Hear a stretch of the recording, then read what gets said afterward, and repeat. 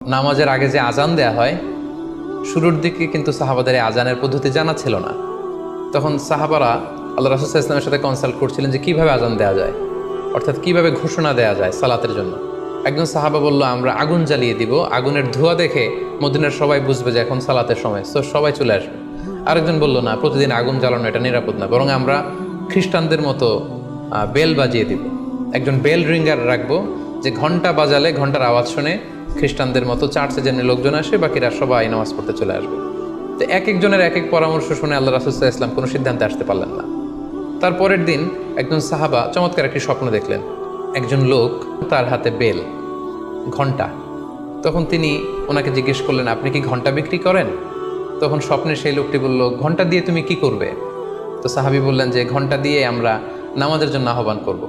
তখন তিনি বললেন, ঘন্টা না বাজিয়ে তোমরা উঁচু একটা জায়গায় দাঁড়িয়ে আল্লাহু আকবার, আল্লাহু আকবার